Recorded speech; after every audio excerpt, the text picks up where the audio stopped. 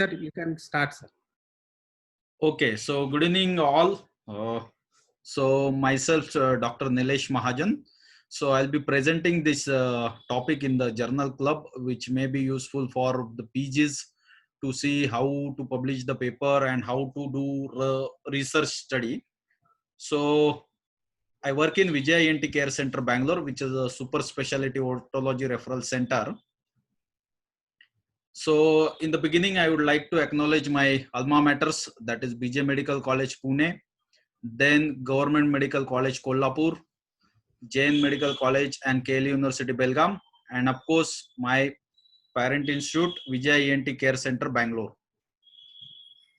So I'd like to dedicate this talk to my mentor teacher, Professor Dr. H. Vijendra, whom himself doesn't need any introduction. He's a very well-known otologist all over the world.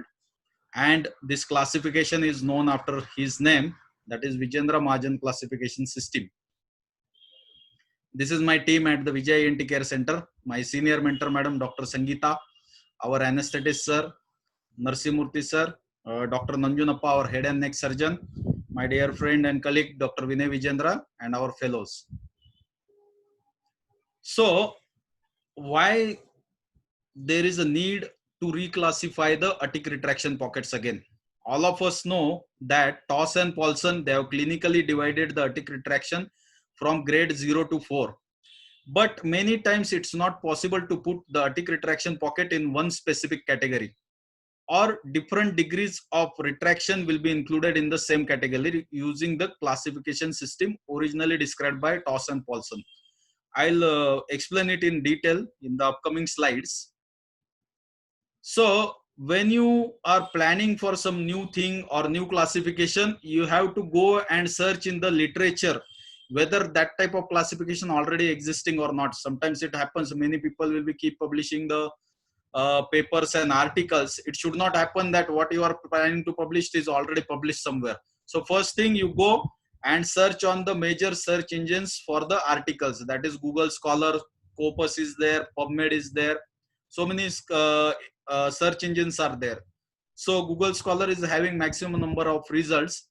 So when you put in Google Scholar, that is pars flaccida or Attic retraction word, you can see it's a 1150 results are there. But you don't see any article mentioning particularly regarding the classification system. Either they are considered in terms of how they form, or else they are considered with the formation of the cholesteatoma. And though this number is looking very big, 1150, you put the word adhesive otitis media and you will see the difference. 22,400 results you will get just the word adhesive otitis media. So that itself mention that Attic retractions are not that much extensively studied when it compared to pars tensor retractions. So you can say it is just 5% of the pars tensor retraction where the Attic retractions were studied. Then when you put in PubMed Attic retraction, you get hardly 171 results. And now you can see in the recent PubMed search, our classification system comes in the first place because it is recently published and it is the newer grade of classification. And while other you can see there are associated with the cholesteatomas. So what was the aim of this study? So aim was to classify the Attic retraction pockets precisely. Why precisely? I will tell you in the upcoming slides. So material and methods. In this study, we have included 154 selected patients with different grades of Attic retraction pockets. So this 154 patients, some patients were having bilateral Attic pathology, that is bilateral Attic retraction pockets. So total number of years what we studied are 200. So we have made some exclusion criteria. The exclusion criteria includes patient having dual pathology, means patient who are having both the pars tensa as well as pars flaccida retraction. We have excluded them for study because our aim is to classify the Attic retractions only. We are considered about Attic retraction particularly. Then patient presenting with the middle ear effusion or Attic retraction simultaneously. We have seen in many cases there can be associated mild degree of atic retraction in the cases of middle ear effusion or serous otitis media. So we didn't want any pathology in the middle ear, so we have excluded those cases also. Next is patient presented with tympanic membrane perforation. So whenever there is a perforation either in pars flaccida or pars tensa, those cases also we have excluded. And patient who have already underwent the prior ear surgery and presented with the atic retraction pocket, that also we have excluded, because in some cases if you have done some inside out technique and you have taken out the incus, there is a chance of formation of the retraction pocket. So we don't want that to come and play part in the formation of the atic retraction. So we have excluded all these cases. So we have selected only and only purely only atic retraction cases without any pathology in the pars tensa. So this atic retraction pocket classification system given by Toss and Paulson in the year 1980, you all know they have divided it from type 0 to type 4. So type 0 is nothing but the normal. This is the pars flaccida, which is attaching here over the neck of the lateral process of the malleus, and there should be some space between the pars flaccida and the neck of the malleus. So that is type 0.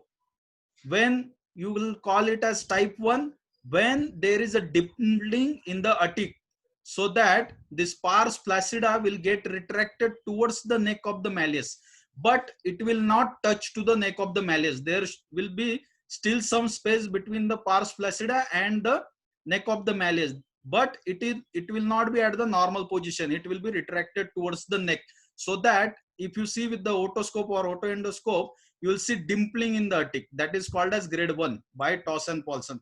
What they have mentioned grade 2 is that it will be attaching to the neck of malleus. Then grade 3 is they are mentioned as partial scutum erosion. So this is the scutum and there is a partial erosion of scutum, but fundus of the sac will be seen because it has not gone too much deep inside. When it goes too much deep inside, if you are seeing from this part in this line, you will not able to see this fundus of the sac. So they have mentioned it as the severe degree of scutum erosion with inability to see the fundus of the sac, because that is those days when they did this classification, endoscopes were not available. So when otoscope you see, you will not be able to see beyond this point. So they have classified it as grade 4. So this is the normal tympanic membrane. This is a schematic diagram. You can see the pars flaccida. There is a good space between the neck of the malleus and pars flaccida. And this is normally how it looks. You will not be able to see the neck of the malleus because there is a definite space between pars flaccida and the neck of malleus. So what was the need of new classification system? So you see this picture and this picture.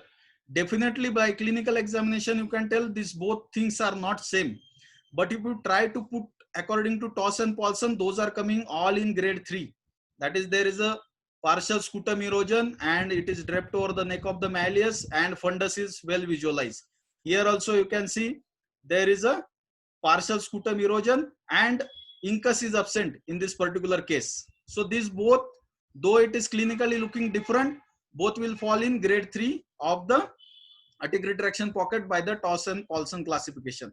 And grade 4, there will be severe degree of scutum erosion, and this is also severe degree of scutum erosion where the head of the malleus is exposed. Here you can see the head of the malleus, body of incus is also exposed. So when you try to apply this classification, it looks everything same.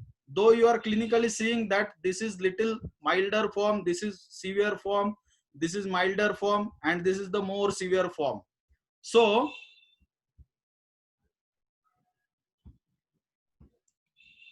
and what about this type of cases where there is an extensive erosion of the scutum? You can say scutum is totally absent. Ossicular chain is also necrosed. There is a presence of cholesteatoma, and some cases you can see even there is a exposure of the dural vessels as well as the lateral semicircular canal fistula. So such a extensive degree of atic retraction pockets, where to put this according to Toss and Paulson classification. So we have come up with new classification system which mainly considers the otoscopic and otoendoscopic visualization of the fundus of the retraction pocket, then the ossicular status in the atic, then degree of scutum erosion, and then in the last association with the scholiosteatoma. So all these things were deficient in the original TOS classification, that they didn't have that time otoendoscope. Then ossicular status they have not taken into consideration. Degree of scutum erosion they have divided in two parts only, that is the partial or total scutum erosion, and they have not mentioned association of the cholesteatoma. So we will see through our newer classification system. So what is grade 1? Grade 1 is the pars flaccida dimple, and it is retracted towards the neck of malleus, but it is not adherent to it. So this was already originally described by Toss and Paulson. So here you can see this is the pars flaccida which has started going inside. So there is a retraction of pars flaccida towards neck, but there is still definite space between neck and this retraction pocket. So it will appear as a dimple in the attic. We call it as dimple in the attic. So this is the grade 1, which was same as Toss and Paulson classification.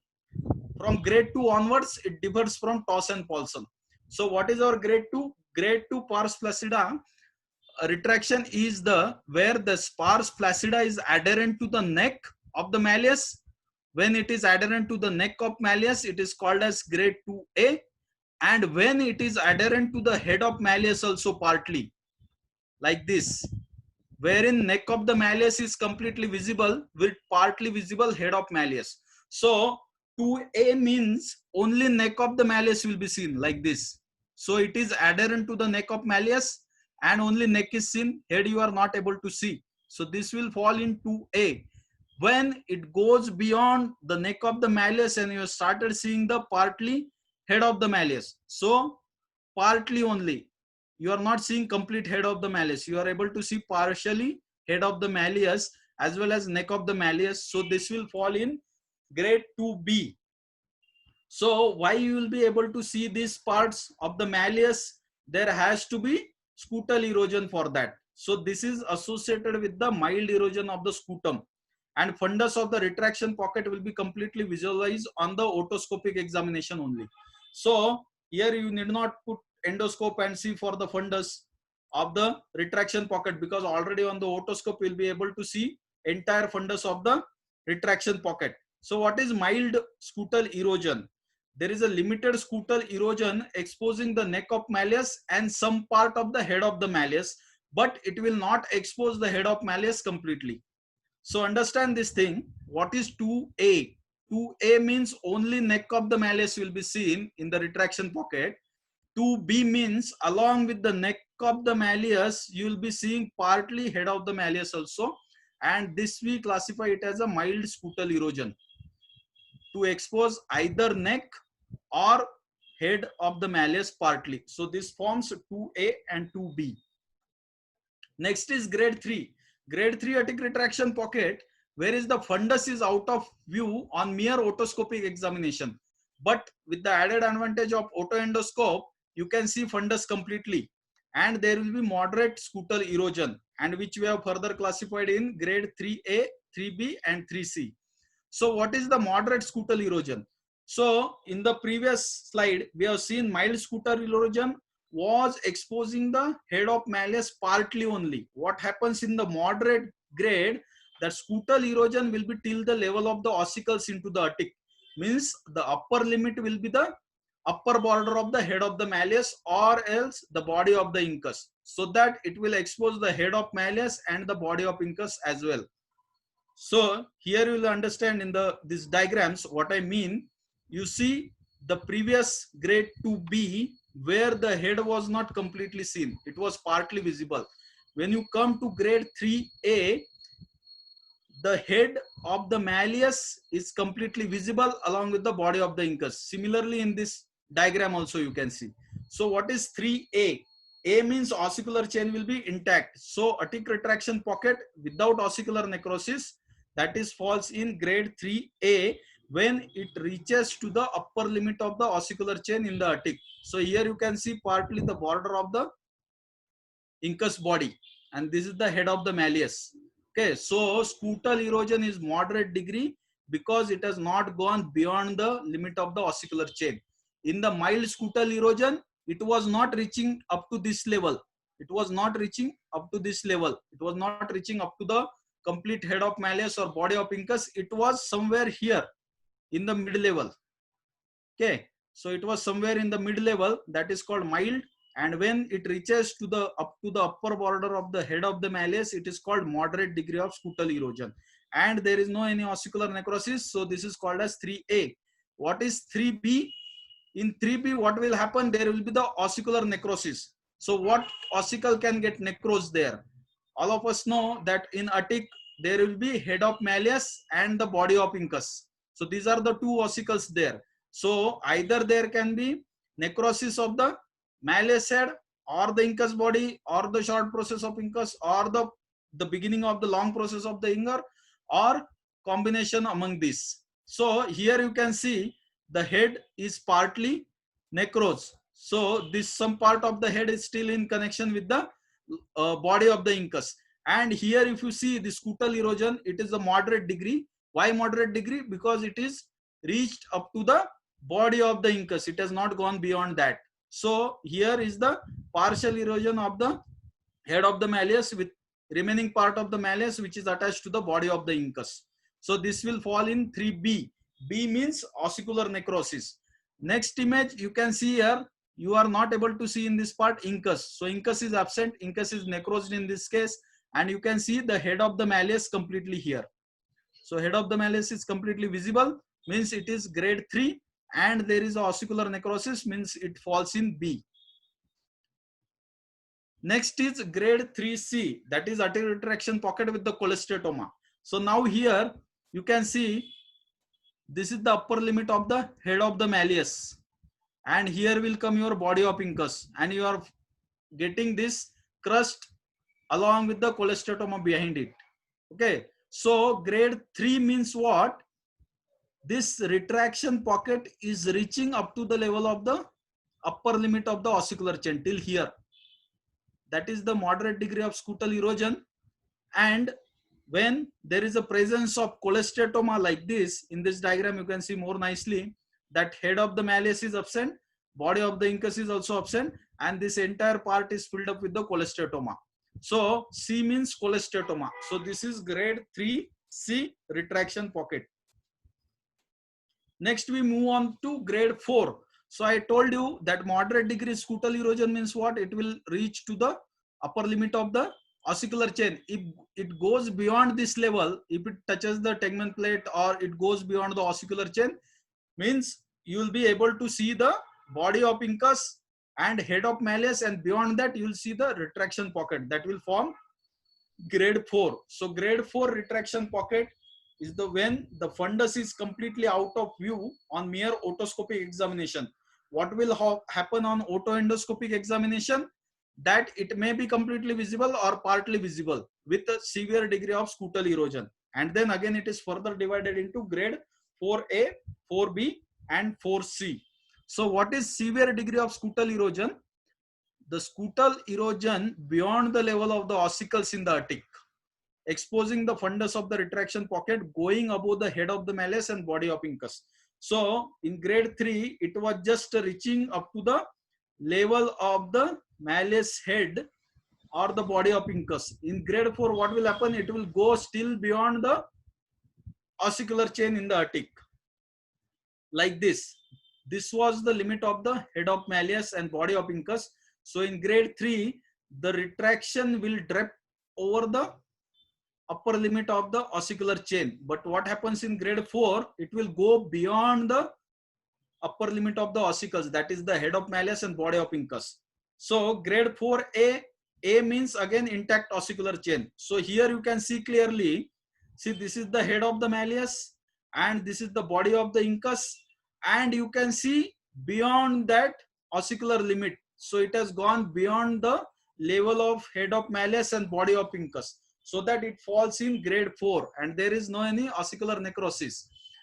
Similarly, in this case, you are seeing the IM joint here. So this is the head of the malleus and this is the body of the incus. You are seeing IM joint here clearly, means you are able to see the upper limit of the ossicular chain and your retraction pocket has gone beyond that. So this falls in grade 4A because there is no any ossicular necrosis.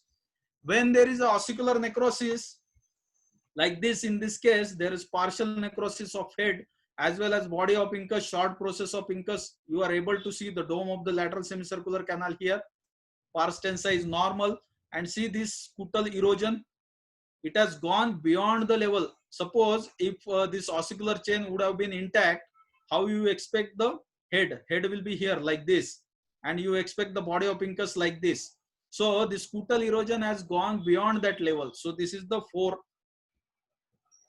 type 4 aortic retraction, and there is a ossicular necrosis. So it forms the B. B means ossicular necrosis. Another case, you can see there is a necrosis of this body of incus. Long process is completely gone, and short process is also necros. And suppose if body would have been normal, it would have been like this, somewhere in this level, complete triangle. But now it is necros, and this retraction pocket is beyond that level. So this falls in grade 4B. Next is 4C. So C means cholesteatoma, and it has to go beyond the level of the ossicles. So here you can see the severe degree of scutal erosion, and malleus, head, incus body is totally absent, and you can see the formation of the cholesteatoma inside. So this is 4C. So when you see the severe degree of scutal erosion, what I mean, you compare this pars tensa level. This pars tensa, if you divide this picture straight away with the horizontal line passing from here, you can see the pars tensa and the scutal erosion has become normal, exactly of same size. While if you see the normal picture, I'll go back. See, this is the normal picture. If you draw a line like this, horizontal line, dividing the pars flaccida and pars tensa, you can see pars tensa is quite bigger as compared to the pars flaccida. But what happens in the severe degree of scutal erosion, this pars tensa, you see the volume of the pars tensa, it will exactly mimic this scutal erosion. So that is the severe degree of scutal erosion. When scutal erosion will be moderate, it will be lesser than this, and in mild we can easily make out it will be just partly, you can say hardly 20 or 30% of the total pars tensa. So this is grade 4C aortic retraction pocket, means retraction pocket with the cholesteatoma. Now next comes, what if you get the picture like this, so much severe extension of the scutal erosion, that is called as extensive retraction with the complete outer aortic erosion with the ossicular necrosis, with either erosion of the lateral semicircular canal or the tegmen plate. Though this scutal erosion is extensive, you need not see it through otoendoscope because your outer aortic wall is completely absent. Once you put your otoscope also, you will be able to see entire structure, entire fundus in a single view, even if you are using a otoscope. So though there is an extensive erosion of the fundus, this can be seen on otoscope only as the scutum is completely absent. See this diagram, as the scutum is completely absent, you just put your otoscope from this direction, you'll be able to see entire thing. And if you put endoscope further inside like this, you'll be see my major details like this in this particular diagram. Now you see this pars tensa. This is the handle of the malleus. Everything is absolutely normal. There is no any pathology in the pars tensa. The pathology is in aortic region only. You see here the head is of the malleus, which should be here. It is completely absent. Body of the incus is totally absent. Body should be here. You see here there is a dural vessel prominence, means tegmen plate is dehiscent. You come to the level of the lateral semicircular canal, you are seeing big linear fistulae here. This is the facial nerve which is running, and you can see small blood vessels running over the facial nerve also. So this is purely only aortic retraction. And if you try to compare with this degree, what I told you, severe scutal erosion, where the pars tensa volume and the scutal erosion volume was almost same, here you can see definitely this pars tensa volume is now lesser than this volume. So scutal erosion is complete. There is a complete absence of the outer aortic wall. Similarly, if you see in this picture, you are able to see the handle of the malleus. Pars tensa is completely normal. You can see partly necrosed neck of the malleus. Head is totally absent. Head should be generally here. and body of incus will be like this. So body of the incus is also absent, as well as stapes suprastructure is also absent, because you are seeing gutter for the stapes foot plate here, and this is the facial nerve, and along the facial nerve you are seeing the dome of the lateral semicircular canal, and here you are seeing the dural vessel prominence, mean tegmen is also dehiscent there, or it is thinned out. So here on this both the pictures you can make out, see the volume of the pars tensa, compare it as a half circle, and if you compare this, if you try to reverse this half circle over the scutal erosion, the scutal erosion is definitely bigger than this. So this is called as complete scutal erosion. So I will summarize it now again. So grade 1 was retraction towards the neck of the malleus. Means you will not be able to see neck clearly, but you will feel dimple in the attic. That is the grade 1. Then grade 2 is there is a mild scutal erosion. So now you see this pars tensa volume, how big it is. And if you compare this scutal erosion or this scutal erosion, you can say hardly it is 20% only, 20 to 25% as compared to pars tensa volume. So this is the mild degree of scutal erosion, where in grade 2A, this retraction pocket is exposing only the neck of malleus.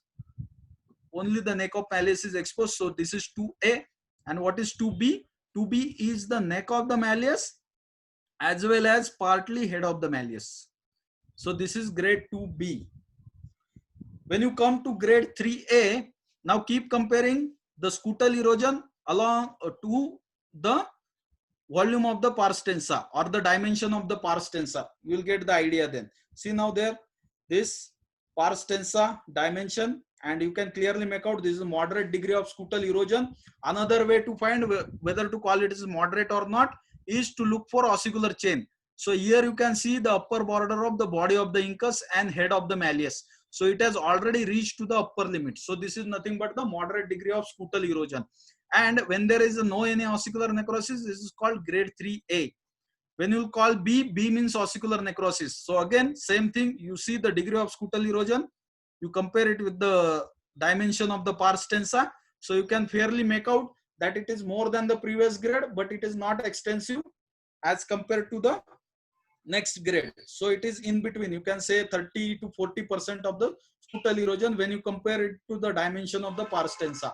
And you are able to see the upper border of the head of the malleus. So this is moderate degree of scutal erosion, and here there is a necrosis of the incus.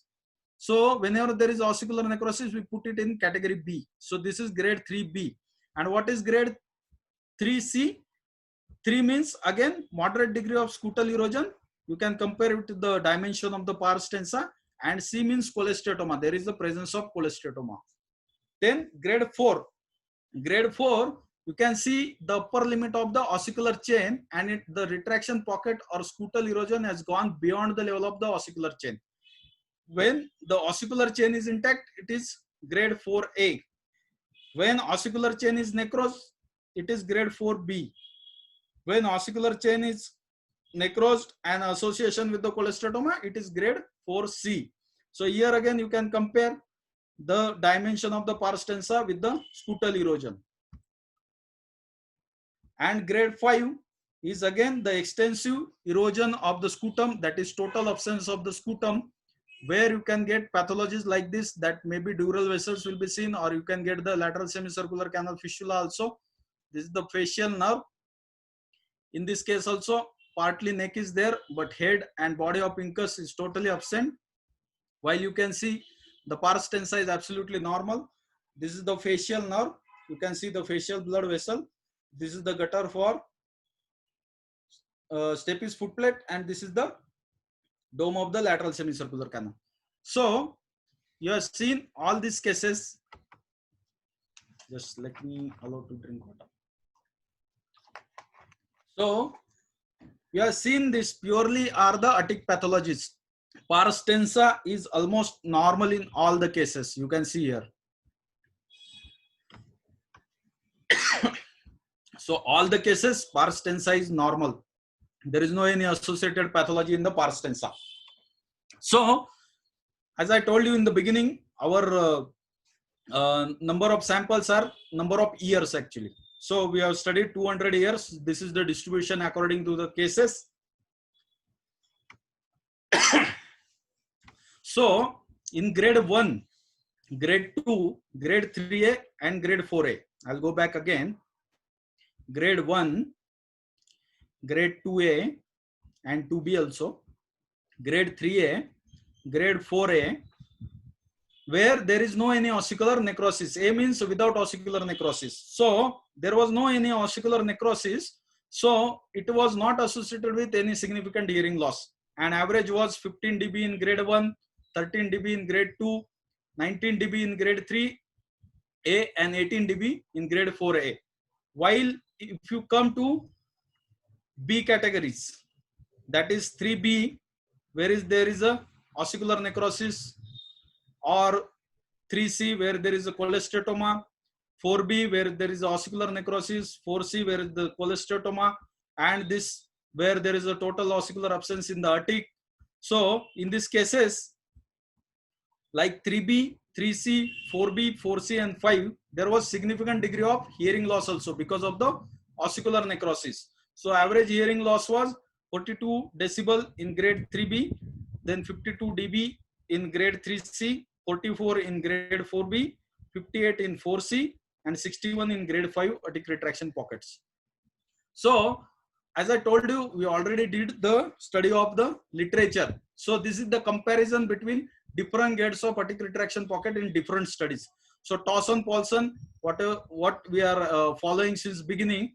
So he has studied 527 years. What we have studied is 200 years. So this is number of patients. So in the Towson-Paulson classification, what has happened, that grade 0 normal years he has included, that is 346 are the normal year out of 527.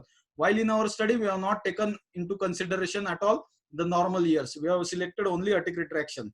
So with the TOS, the SADA has also given classification system for the aortic retraction pocket. If you see, TOS has published the aortic retraction pockets in 1980, while Jacob SADA has mentioned the aortic retraction pockets. I'm talking about aortic retraction pocket, not the Parstensa classification. Aortic retraction pocket, Jacob SADA has also given classification in the year 1982. So this was the major advantage of our study, that we have not considered the normal years, where the TOS and both SADA also, they have taken the lot of normal years in their study. But in our study, all were the aortic retraction pocket patients only. So the new classification system has precisely graded the aortic retraction pockets on the basis of otoscopic, otoendoscopic findings and status of the ossicles in the aortic region, and the degree of scutal erosion and association with the cholesteatoma. So this was published in the Laryngoscope in the year 2019 in the month of November, and it is called as Vijendra et al., that is Vijendra Mahajan classification system of aortic retraction pockets. So this article is available on the online for open access, that is aortic retraction pockets classification system.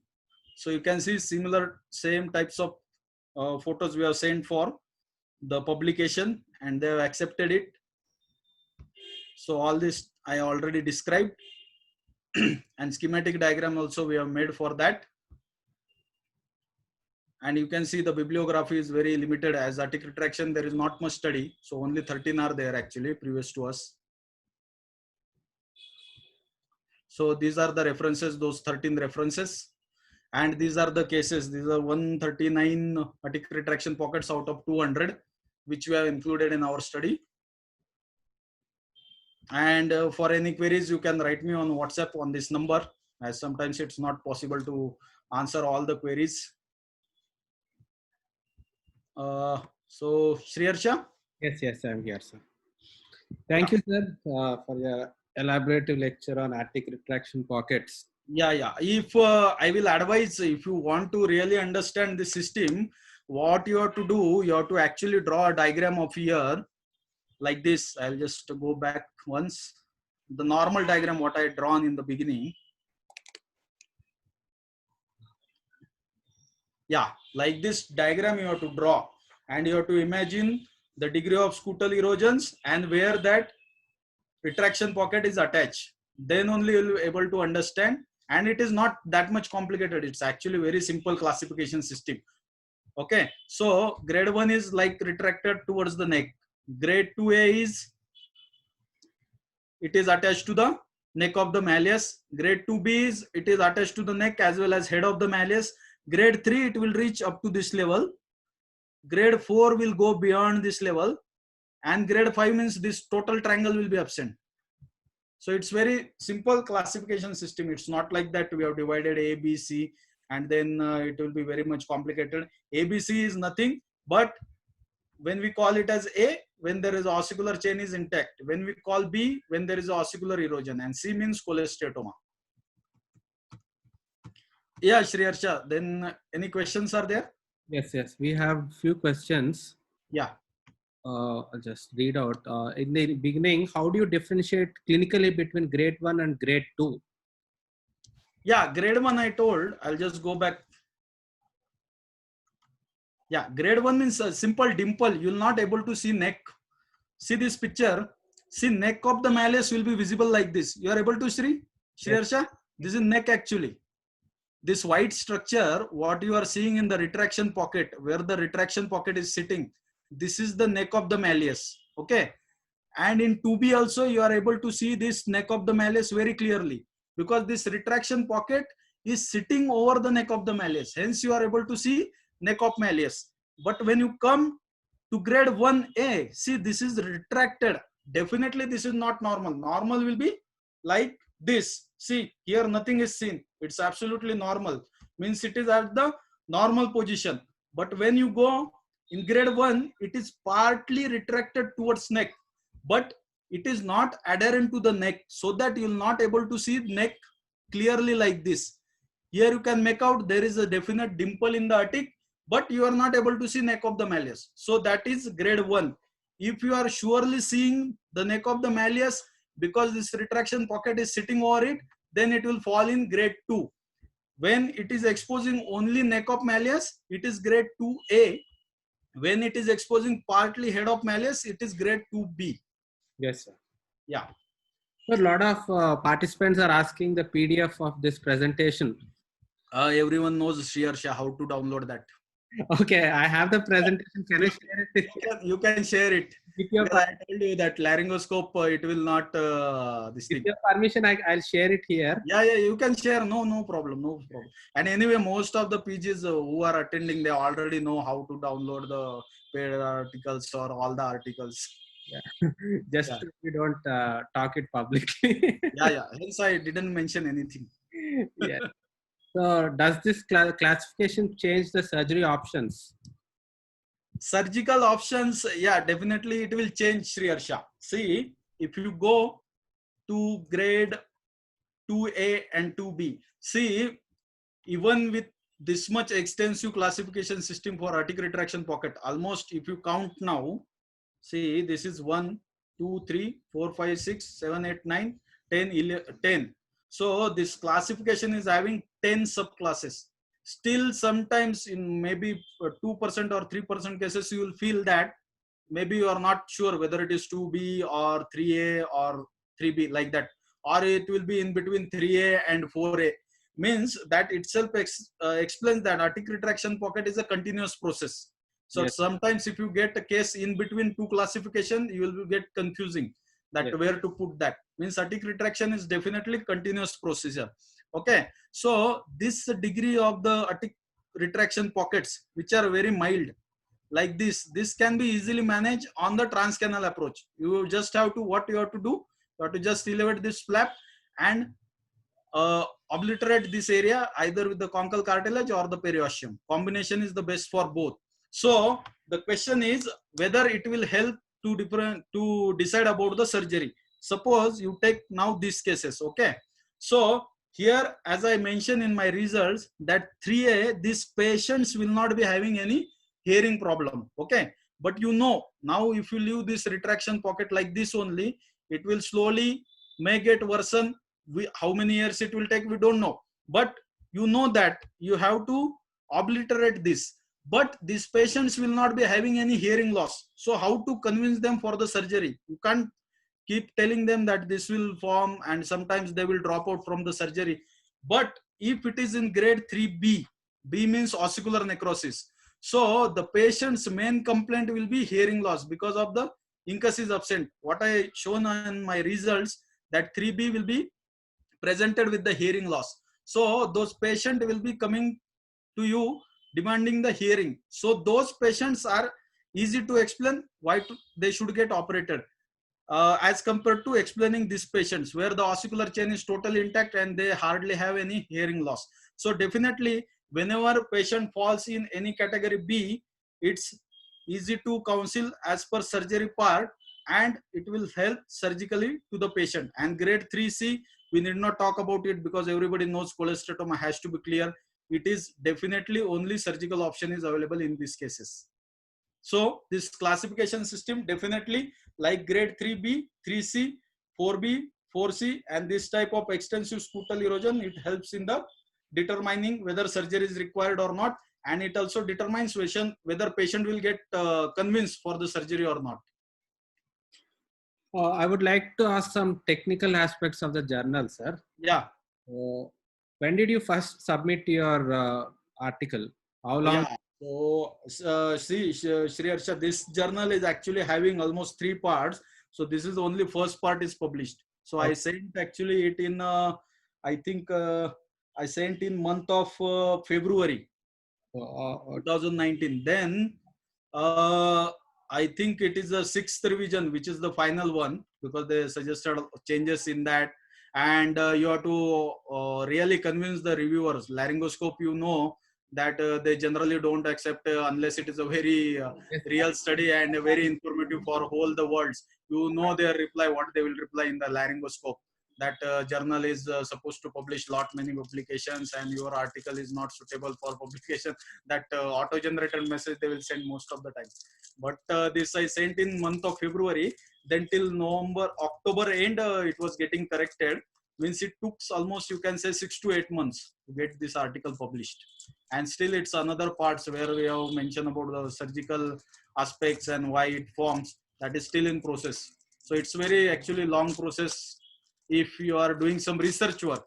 If you are reviewing some articles like a meta-analysis or systemic analysis, then it's easy. They will accept in either 1 or 2 months if it is a really the material which has to be published. But for original articles, they take a lot of time because reviewers, they will actually try to find out whether it is true or not, because this is new thing now.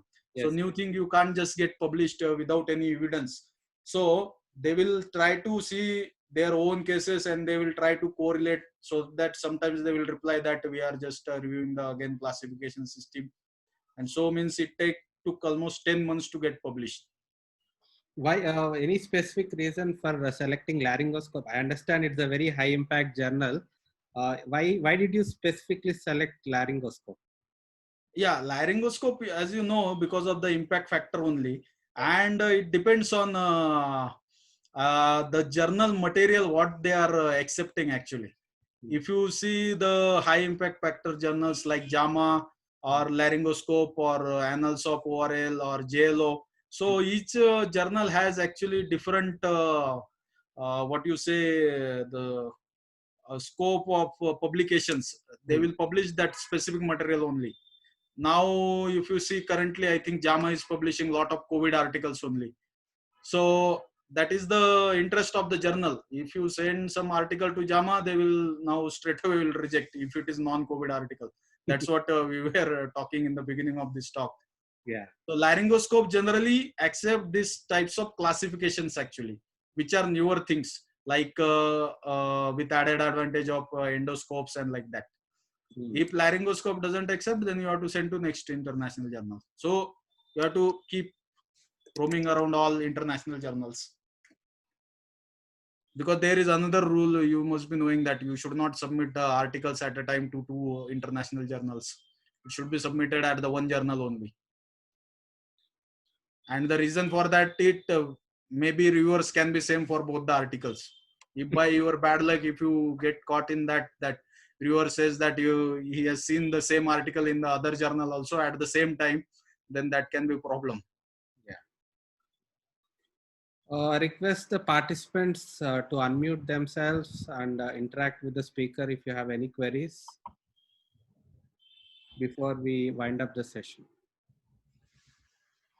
The most common query, they will say that it's difficult to understand sometimes. But as I told you, it's not that much difficult. If you imagine a tick with the head of malleus and body of incus, okay, only that much a tick with the scutum at the upper level of the head of malleus and body of incus, then this classification is absolutely very, very simple. You have to just keep dividing it in halfway, then more than the ossicular chain level.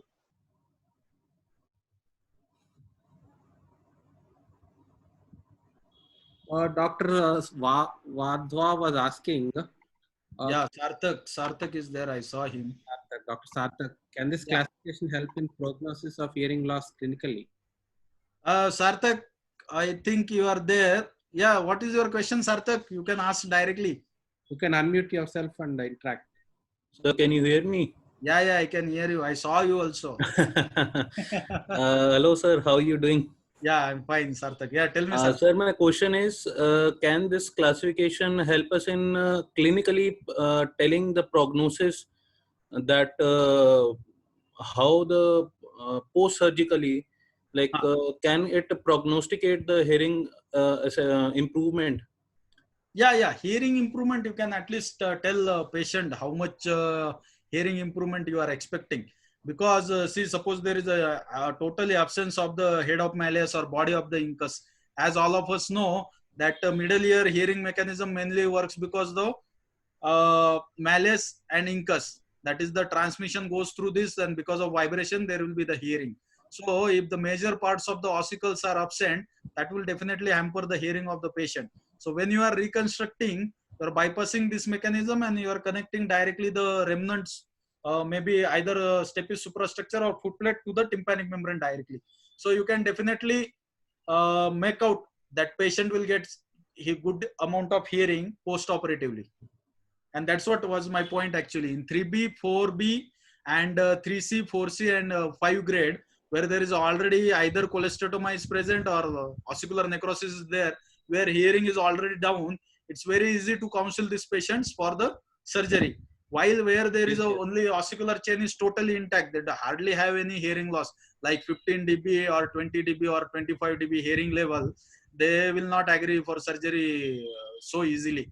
Means you can say if you are counseling 100 patients in those category, maybe 80 will drop from that. And that depends on the counseling also. Suppose it's a simple thing. Suppose if I am the patient, I goes to some surgeon. Okay. Suppose surgeon is like me, who is a young with legs experience. Then the chances is that 90% they will not accept. But same patient, if comes to my boss, Dr. Vichendra, who is having almost Sir 30 will convert 99% patients. yeah, so then we have seen that in 99% OPD. they will accept the surgery. That is also true. Yes, thing. yes, Yeah. yes, sir. Duly agree, sir. Very nice presentation. Thumbs up to you, and it's a very great work, sir. Really Yeah. original work, and I really appreciate it. Yeah. Kudos to your work, sir. Yeah, thank you very much. Hello. Yes. Sir, good evening. Sir, I want to ask one question regarding this classification. Whether this classification is solely based on the pre-operative assessment, or you have also combined the per-operative assessment in this classification? No, sir. This is solely combined with the pre-operative assessment only, sir. Maximum use of 30-degree otoendoscope, sir. We have not included the per-operative findings, because while publishing these articles, one of the reviewer has commented to include the CT scan study also in this article. But I tried to look for the retraction pockets on the CT scan. As you know, it's very difficult to find out when it is a normal thing. Means in cholesteatoma, all these cases, it's okay. But on normal things where there is just a retraction pocket without any ossicular necrosis, like in 3A or 4A, it's difficult to find out where the exact retraction pocket is going inside the ear. And that's what the point what we put forward, that the thing which you are already seeing on the endoscope or auto endoscope, why you want to go and see and check it on HRCT temporal bone. Okay, sir. Thank you, sir. Yeah.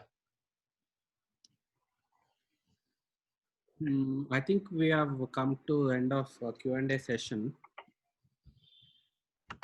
Yeah, another thing I have to tell Shri Harsha. Yes. So suppose if you are seeing some cases in the OPD, so almost 90% people are started using the auto endoscope.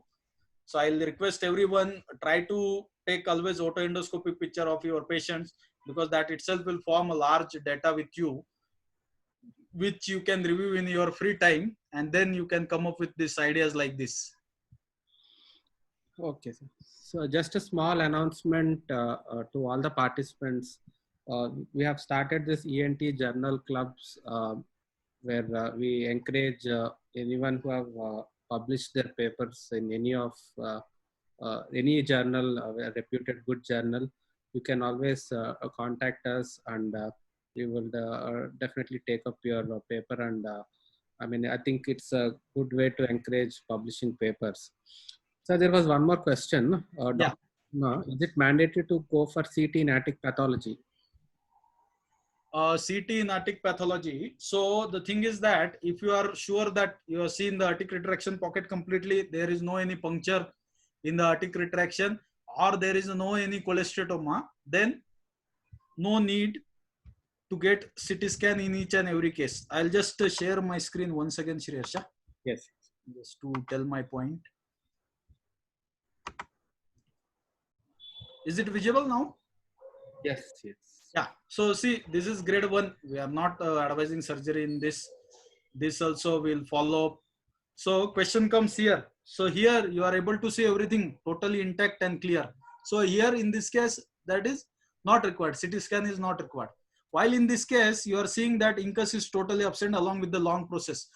But you are not able to see the suprastructure of the stapes. And to make sure, if you have not done auto endoscopy with the 30-degree endoscope, you are not sure if there is any still squamous epithelium or it can be medial to this also, then this type of cases, cholesteatoma is out of question. It has to be get investigated with HRCT temporal bone.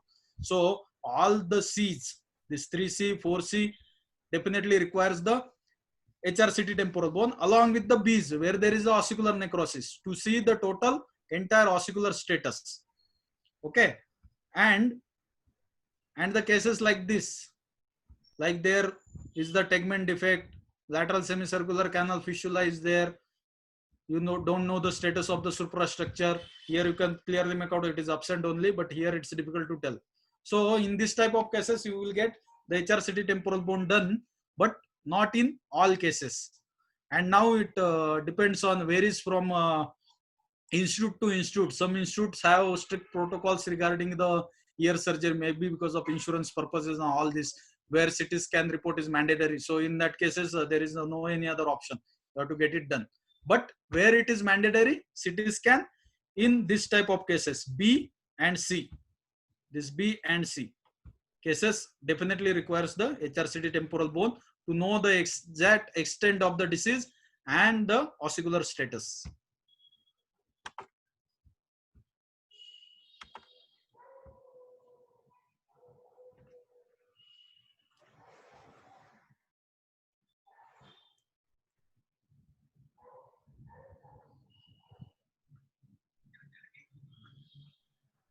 There is one more question, Shri Harsha. Yes. Yes. Posterior superior retraction pocket. Unlike the posterior superior retraction pockets, sir, why it is auto endoscopy is mandatory in these cases when we do plan to explore it anyway till 3B?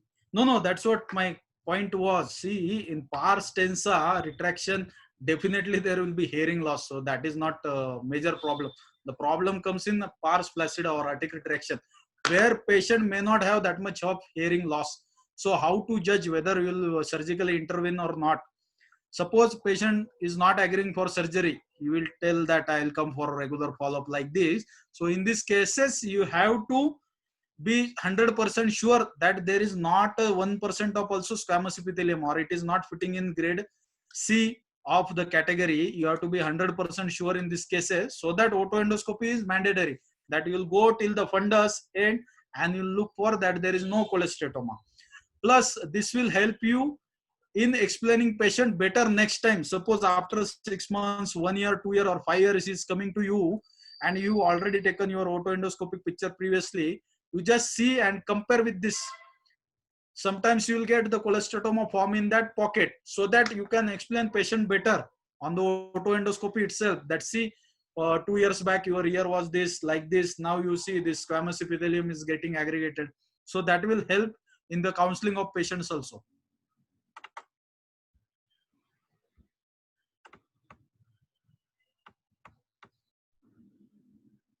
Sir, I think we have come to end of Q&A session. Yeah. Thank you again, sir. Once again, excellent lecture. Yeah, and I like to congratulate Sri Harsha. Very nice initiative has taken. I think all the pharma companies, what job are doing, almost 8 to 10 pharma companies, what job they are doing, that job Sri Harsha is doing alone on himself. So for the participants' interest, I'll tell all these things, the website and all these things, and how you get email and how you get certificate. Everything is Sri Harsha and his team. They have designed it on their own. It is not like that somebody else is maintaining this all things. Sri Harsha and your partner Sri Harsha? Dr. Bhargav. Bhargav. Yeah, Bhargav is looking after head and neck, I think. Yes. Yeah, so Sri Harsha and Bhargav both are very talented. You can tell them, you can consider them as an IT guy. Apart from the being intelligence, they are also IT guys. So whatever you see on your screen, like pop-up of any article PDF or the feedback form or the certificate link, everything they have created on their own. That is very nice. It's very rare to find combination like Sri Harsha and Bhargav. Thank you very much. Very kind words from you. Okay. Sir, with this we end for today's session, sir. Good night. And one more thing to congratulate you, that you have continued it beyond the lockdown also. It's not like that slowly you are stopping. Instead of stopping, you are making it more vast. Unfortunately, more topics in that. We are giving a break tomorrow. Yeah, as you told me in the previous discussions that you was planning this long back, and lockdown given the opportunity to start it. So keep this good work going great, Sri Harsha. Very best luck to you, Bhargav, and your whole team. Thank you very much, sir. Good night, sir. Good night, all. Yeah, good night. Thanks.